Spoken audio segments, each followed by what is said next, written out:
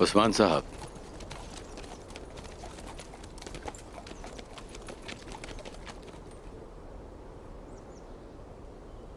चलिए उमर साहब।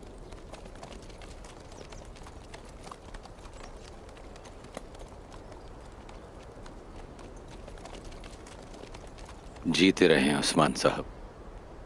मैंने यहाँ जो कुछ भी हुआ, बराए मेहरबानी भूल जाइए। अपनी जान देकर गलती का अजाला करना चाहते थे। वैसे एक तुर्क सरदार को हर चीज जानते हुए भी मौत के मुंह में नहीं जाना चाहिए। आप अपनी जबान के पक्के हैं उस्मान साहब। हक के लिए कभी अपनी तलवार को नहीं छोड़ा और न कभी अपने भाइयों को। आपने न कभी अपना झंडा गिरने दिया और न कभी मुसलमानों को तकलीफ पहुंचने दी। अस्तगफिरुल्लाह, अस्तगफिरुल्लाह। अब से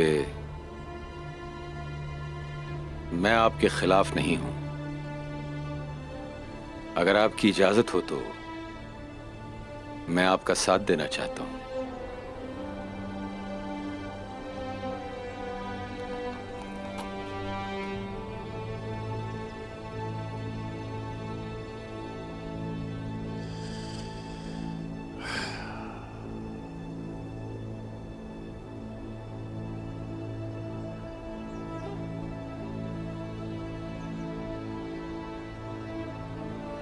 उस्मान साहब, मैं तुगाए की तरफ जा रहा हूं।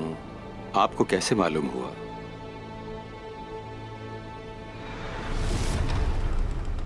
खैरियत है कुमराल अब्दाल? खैरियत है या नहीं इसका फैसला आप करेंगे हुजूर। कहिए क्या है? उमर साहब कल रात दरगाह में आए थे। वो एक जख्मी परिंदे की तरह थे। उन्होंने शेख मोहतरम को अपनी मुश्किलें बताई और सुबह सवेरे कुछ कहे बगैर चले गए। क्या लगता है कहां गए होंगे वो? मेरी बात सुने उस्मान साहब, जब वो जाने लगे तो मैंने उनका पीछा किया। वो जंगल में जाकर अचानक गायब हो गए। उस्मान साहब, क्या करना चाहते हैं? उनका मकसद क्या है? ऐसा लगता था कि वो कीमत चुकाने जा रहे हैं। वो जरूर तो गाय के सामने खड़े होने गए हैं। तो गाय वो उनकी जान ले सकता है। कुमराल अब्दाल हमारी रोशनी है। शुक्र है अल्लाह, शुक्र है कि उन्होंने मुझे आगाह किया।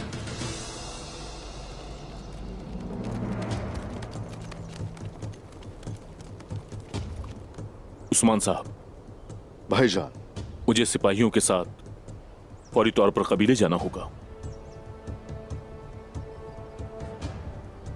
ठीक है, आप जाइए भाईजान।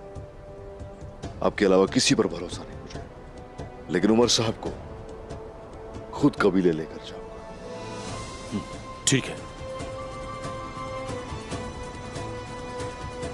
जीते रहो बहादुरों, तुमने हमें तन्हा नहीं छोड़ा। बहुत शुक्रिया उमर साहब। ठीक है। तनाज़ात आर्जी होते हैं उमर साहब, लेकिन हमारा भाईचारा दायमी है। उस्मान साहब। जी भाईजान। चलो सिपाहियों, जाइए। हम कबीले जा रहे हैं। चलो चलो।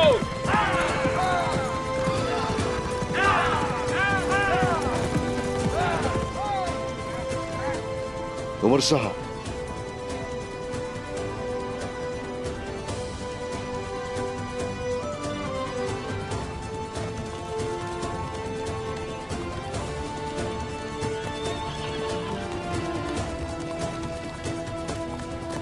सब सिपाहियों को जमा करो। बाबा को तलाश करने के लिए अगर जरूरत हुई तो हम हर कबीले, कले और जंगल को छान मारेंगे। हमारे किसी सिपाही ने बाबा को जाते हुए देखा? वो किस तरफ गए? माफ कीजिएगा, किसी को भी नहीं मालूम कि वो कहाँ हैं। उन्होंने हर तरफ तलाश किया लेकिन उनका कुछ पता नहीं चला। आप कहाँ हैं बाबा? कहाँ हैं?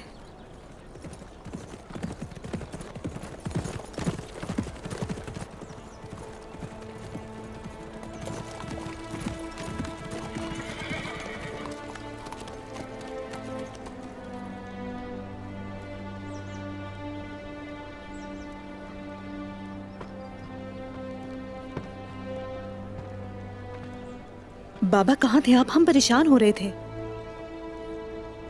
उस्मान साहब हमारे मेहमान हैं, बैठकर बात करेंगे।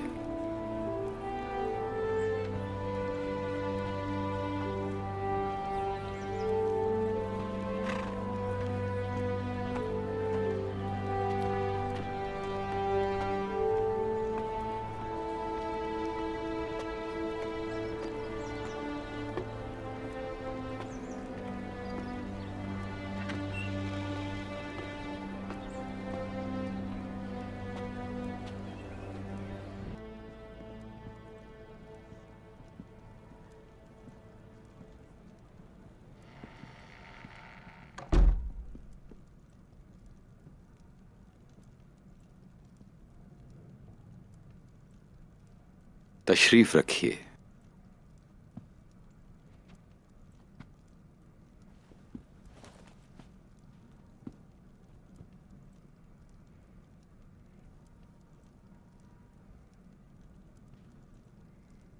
तोगाए के साथ मसले हल करने के लिए तोगाए की तरफ गया था। ऐसा क्यों किया बाबा आपने? तोगाए से क्यों मिलने गए? सोचा क्यों नहीं आपने कि वो आपको मार देगा? मैंने सोचा था बेटी, मैंने सोचा था, लेकिन मैं अपनी गलतियों का अज़ाला करना चाहता था। हुजूर, आप अपनी जान देने गए थे? मैं नहीं चाहता था कि मेरी वजह से मजीद बेगुनाह लोगों को तकलीफ पहुंचे। छोड़ कैसे दिया आपको उसने? तोगाए मुझे मारने ही वाला था कि उस्मान साहब आ गए और मुझे बचा लिया।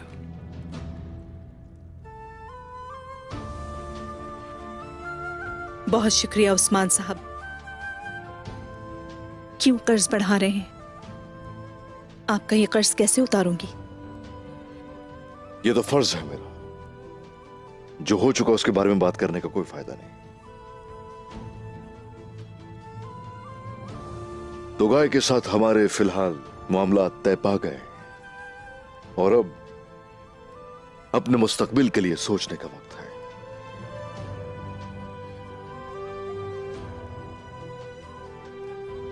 क्या हम अभी भी यहां से हिजरत करेंगे बाबा?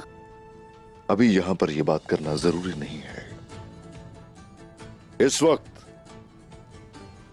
हम सब इकट्ठे हैं, मुत्तहिद हैं। यहां से कोई भी छोड़कर नहीं जाएगा। उस्मान साहब सही कह रहे हैं बेटी, तलखियां खत्म हो गई हैं। ये वाज़ेह है कि हमारा मुस्तकबिल किस पे इन्हिसार करता है।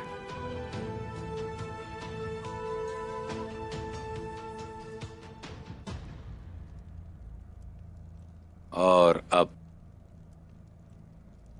शेख साहब और मेरे दरमियान जो बात हुई उस निकाह के मामले पर आते हैं।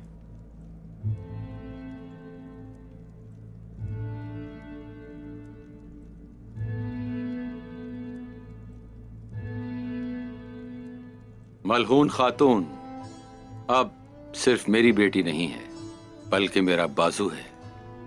ये कबीले का बोझ बर्दाश्त करती है। अगर इसे लड़ना हो तो लड़ती है। इसका शादी करके यहां से चले जाना यकीनन इस कबीले को कमजोर बना देगा। अलबत्ता एक दिन शादी करके जाना ही है। हो सकता है कि वो दिन आज ही हो। क्या हम इसके लिए तैयार हैं? नहीं जानता।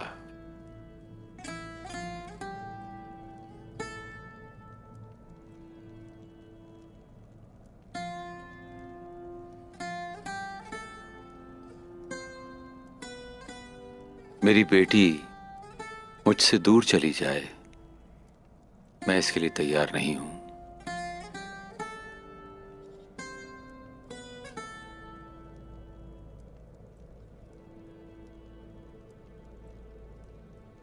उस्मान साहब, ये बेहतर होगा अगर आप मेरी मंजूरी का इंतजार न करें। अगर आप मेरी बेटी से अब भी मलहून खातून से शादी करना चाहते हैं तो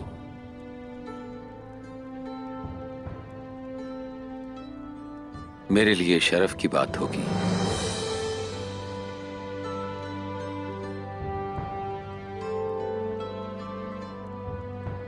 मेरी बेटी, अब तुम मुझे बताओ, क्या तुम भी इस शादी से राजी हो?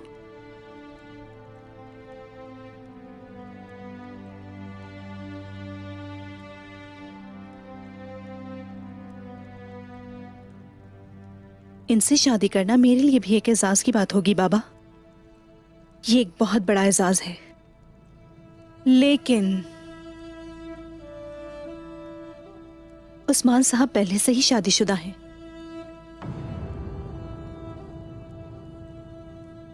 एक खातून खेमे में इनका इंतजार कर रही है। आप दो कबाइल को एक करने की बात करते हैं, लेकिन दो खवातीन को एक करने का जिक्र नहीं किया आपने।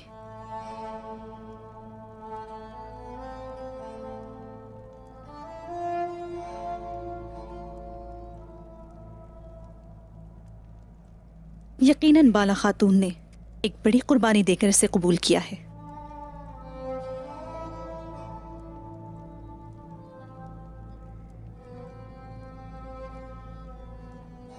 और रही मेरी बात,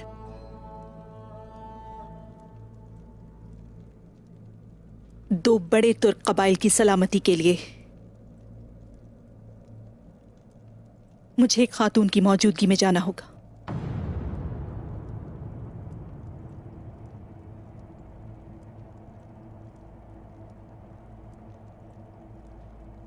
मुझे ये कबूल है।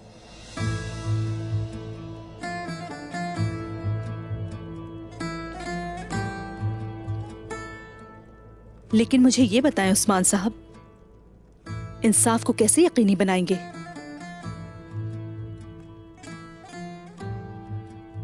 मेरी पहली खातून और मेरे वारिस की मां अलग अलग खैमों में रहेंगी। उनकी आमदनी एक दूसरे से अलग होगी और उनके लिए काम करने वाली कनीजों का वो खुद इंतखाब करेंगी। लेकिन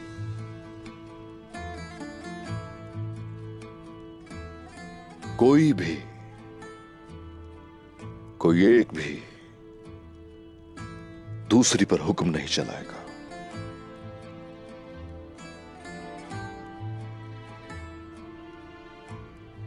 बाला खातून का क्या रद्द अमल होगा?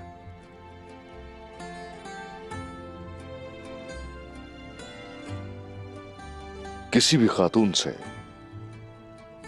यह तवक्को नहीं की जा सकती कि वो बाद में आने वाली को पसंद करे, लेकिन एहतराम जरूर करेगी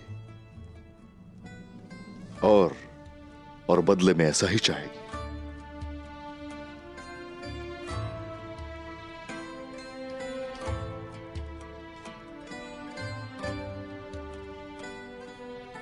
क्या मेरा हाथ मांगने की वाहिद वजह सिर्फ ये कि दोनों कबाइल यकजा हो जाएं? क्या इसके पीछे कोई और वजह? यकीनन इसकी एक और वजह है। कई सरदारान मुझसे वारिस की तवक्को रखते थे और वो मेरी दूसरी शादी करवाना चाहते थे, लेकिन मैंने काइयों के मुस्तकबिल के लिए और अपने वारिस की मां के लिए बहुत इंतजार किया। क्या अब वो आपको मिल गई उस्मान साहब?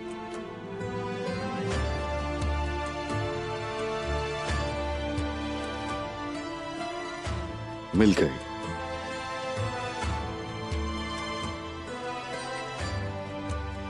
मिल गई।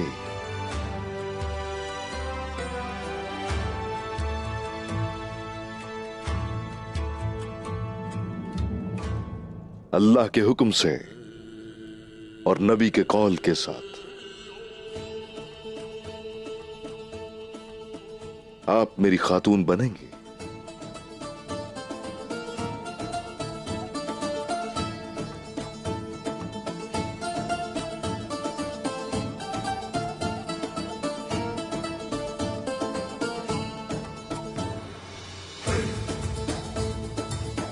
क्यों नहीं?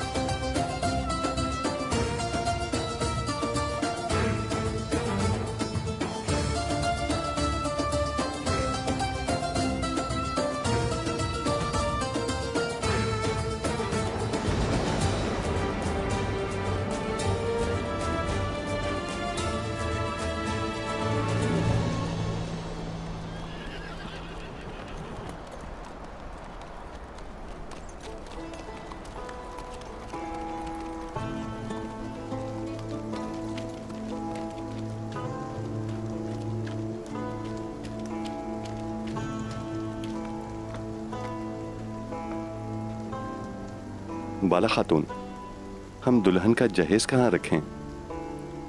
इसे उस खैमे तक पहुंचाएं जो उन दोनों के लिए मुख्तस है बाय सुंगूर।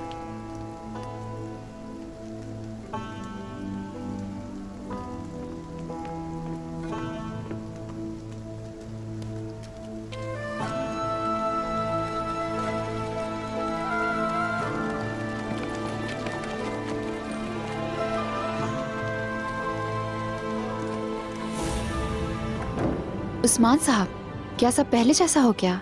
क्या उमर साहब और उनके लोग नहीं जाएंगे? वो कहीं नहीं जाएंगे बाला। तो फिर दोनों कबाइल को मुत्तहिद करने के लिए दोनों कबाइल को मुत्तहिद करने के लिए उमर साहब की ख्वाहिश है कि शादी हो जाए। आपने क्या जवाब दिया? हम लोगों ने दावत रखी है, तैयारियां शुरू की जाए।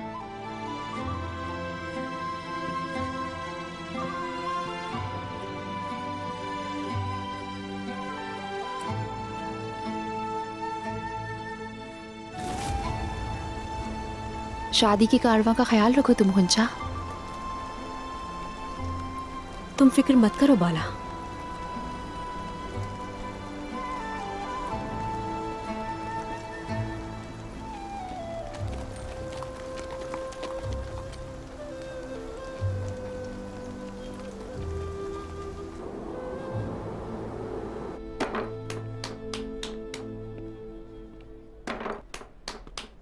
अस्सलामु अलैकुम मोहतरम शेख। वालेकुम अस्सलाम।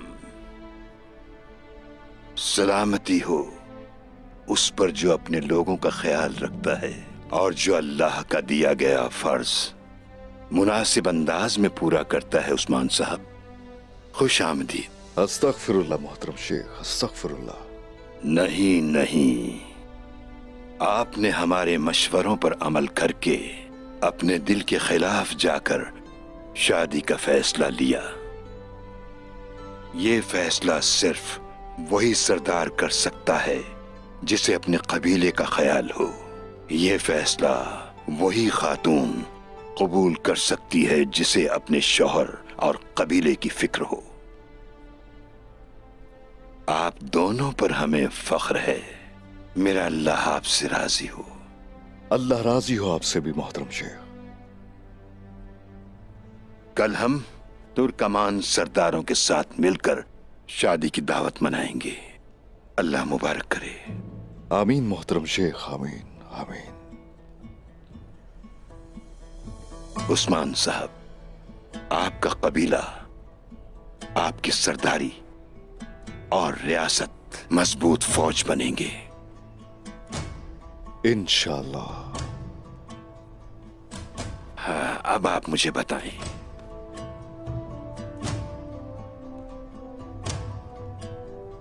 आगे आप क्या करने का सोच रहे हैं? हमारी रिवायात ही कानून होंगे। हर कला, हमारा हर शहर, यहां तक कि हर कबीला बहुत खुशहाल होंगे। वो सारी सरजमीनें जो हमारी फतुहात का हिस्सा है तामीर की जाएंगी और हमारी हुक्मरानी से हमारी रियासत के लोग मुतमईन होंगे। बहुत अच्छी बात की आपने उस्मान साहब। और अब सौद के लिए क्या मंसूबा बना रहे हैं? मैंने करीबी शहरों से बेहतरीन इमारतें बनाने वालों को बुलाया है। वो फौरी काम शुरू कर देंगे। माशाल्लाह, माशाल्लाह। लेकिन ये करते हुए मुसलमानों के साथ साथ गैर मुस्लिमों के लिए भी हुकूक का ख्याल रखना चाहिए। आप जानते हैं कि सूरज की रोशनी तमाम मखलूकात पर यकसा तौर पर फैलती है। आपको भी अपने इंसाफ में बराबरी रखनी चाहिए ताकि रिवायात चमक उठे और लोगों को और पूरे जहान को रोशन कर दें और इससे काइयों की किस्मत भी रोशन हो जाए, हमारी सरदारी रियासत में तब्दील हो जाए।